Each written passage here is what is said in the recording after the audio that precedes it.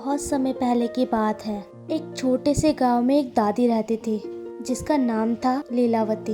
वह बिल्कुल अकेली थी, उनका कोई नहीं था, ना उनका कोई सहारा था। बस एक टूटी सी झोपड़ी थी और बहुत सारी यादें। गांव वाले अक्सर कहते थे कभी इनकी एक पोती थी कजरी, जिसे ये जान से ज्यादा प्यार करती थी। लेकिन सालों पहले दादी हर सुबह दरवाजे के बाहर बैठ जाती थी। उनकी नजरें हर गुजरते रास्ते पर टिकी रहती, जैसे वे किसी का इंतजार कर रहे हो जो शायद कभी नहीं आएगा। वो अक्सर एक पुरानी गुड़िया को सीने से लगा लेती और धीरे से कहती, कजरी तू आ जाएगी ना। गांव के बच्चे उन्हें पागल दादी कहकर चिढ़ाते थे, लेकिन कोई नहीं जानता था उनके दिल में कितना दर्द छुपा था। कभी यही दादी पूरे गांव की सबसे खुश इंसान थी। कजरी उनकी दुनिया थी। छोटी सी कजरी 2 चुटिया में हंसते हुए दौड़कर दादी की गोद में आ जाती। दादी भी उसे बहुत दुलार करती। मेरी प्यारी गुड़िया रानी, मेरी कजरी। सुबह सुबह दादी उसकी चोटी बनाती और तैयार करती, उसको परी की तरह रखती। रात होते ही कजरी बोलती, दादी आज कहानी सुनाओ ना। और दादी हर दिन नई कहानी बना देती, राजा रानी की, परियों की या फिर माँ बेटे के प्यार की। और कजरी बहुत प्यार से दादी की गोद में ही सो जाती। सुबह होते ही दादी अपने हाथ से कजरी को खाना खिलाती। लेकिन एक दिन मौसम अचानक बदल गया। तेज बादल, कड़कती बिजली और गांव के पास बहने वाली नदी उफान पर थी। कजरी खेलते खेलते उसी तरफ चली गई। दादी उसे ढूंढकर बचाकर घर वापस ले जा रही थी। तो रास्ते में जो पुल था वो नाजुक हो चुका था। जैसे ही दोनों ने उस पर चढ़ाई की, पुल टूट गया। दादी ने कजरी को थाम रखा था, लेकिन कजरी का हाथ छूट गया। दादी बच गई और कजरी बहते पानी में बह गई। गांव वाले ने बहुत ढूंढा, लेकिन कजरी नहीं मिली। कजरी को ढूंढते ढूंढते शाम हो गई, लेकिन कजरी का अता पता भी नहीं था। दिन बीत रहे थे, फिर हफ्ते और फिर साल बीत गया। दादी रोज कजरी को वहां ढूंढती। उस दिन के बाद से दादी की हंसी भी उस नदी में कहीं खो गई।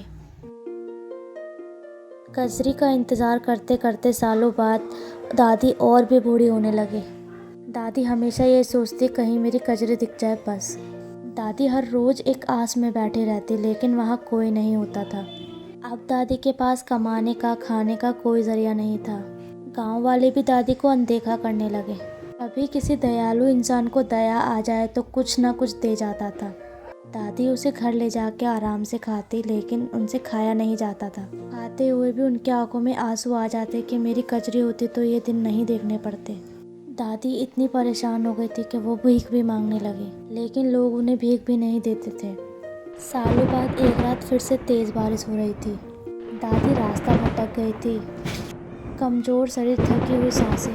तभी उन्हें दूर एक झोपड़ी की रोशनी दिखाई दी।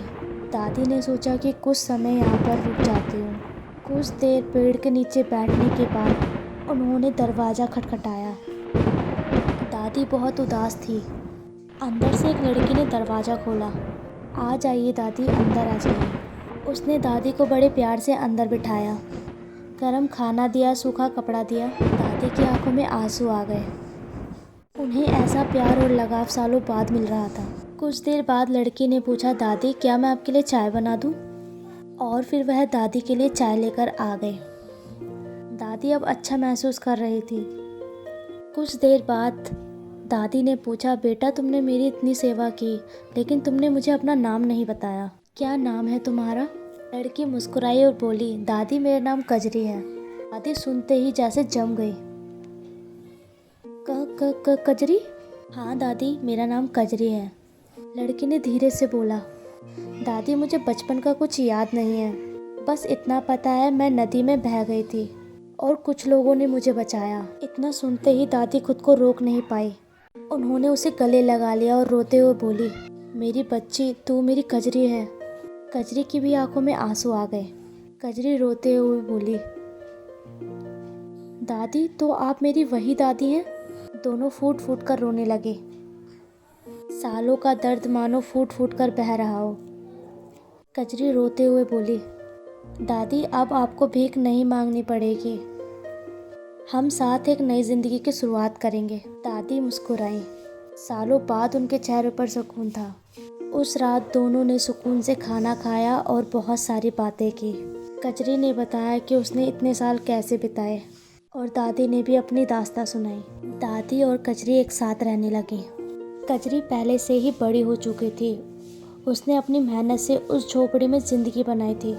कजरी दिन भर मेहनत करती, लकड़ी लाती, काम करती। दादी उसका इंतज़ार करती, उसके लिए खाना बनाती। दादी दूर से देखती, उनकी कजरी आ रही है। वह दूर से देख रही मेरी कजरी आ रही है। वह दरवाज़ा खोलती और उसे गले लगा लेती। कजरी मेहनत तो करती, लेकिन अब घर आने में एक अलग ही सुकून था, क्योंकि उसकी दादी उसके साथ थी। रात को दोनों साथ बैठकर खाना खाते और दादी कहती, भगवान तुमने मेरी सुन ली, मेरी कजरी मुझे वापस दे दी। लेकिन दादी के मन में कहीं ना कहीं एक डर भी था, कहीं ये खुशी फिर से छिन ना जाए। एक दिन गांव वालों ने कहा, कजरी अब बड़ी हो चुकी है, उसकी शादी कर देनी चाहिए। दादी चुप हो गई। उन्हें डर था फिर से अकेले हो जाने का। लेकिन कजरी ने खुद दादी का हाथ पकड़कर कहा, दादी आप ही तो मेरी दुनिया है। मैं जहाँ जाऊँगी आपको कभी नहीं छोड़ूंगी। दादी ने मुस्कुराकर हाँ कर दी और अपनी बची हुई हर चीज़ कजरी की शादी में लगा दी। दादी ने कजरी की शादी बहुत धूमधाम से करवाई, जितना उनके पास था।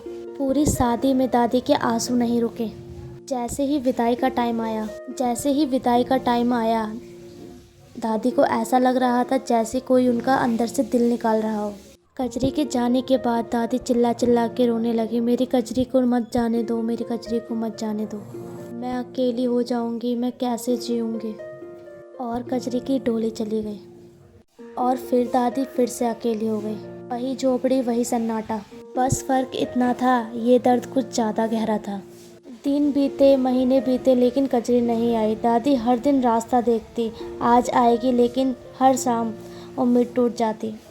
अगर कोई उस गांव से आता तो दादी दौड़कर पूछती, मेरी कजरी ठीक है ना? लोग कहते हमें नहीं पता। दादी इंतज़ार कर कर के थक चुकी थी। आखिरकार एक दिन दादी ने सोचा, अब मैं खुद जाऊंगी। उन्होंने एक साड़ी खरीदी, अपने लिए नहीं, अपनी कजरी के लिए, और चल पड़ी। रास्ता लंबा था और दादी के पैर बूढ़े हो चुके थे। थैले का बोझ इतना था कि उनसे उठाया नहीं जा रहा था, और ये सारी साड़ियाँ सिर्फ और सिर्फ कजरी के लिए थी।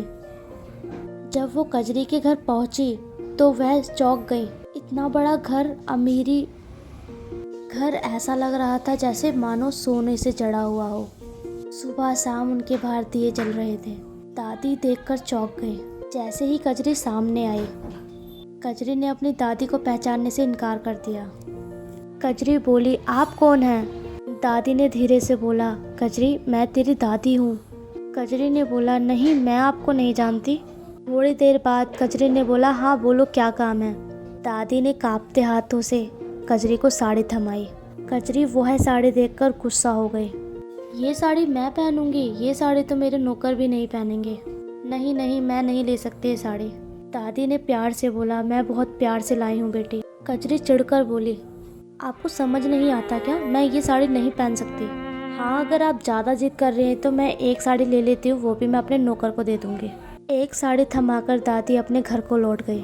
पूरे रास्ते दादी के आंसू नहीं रुके।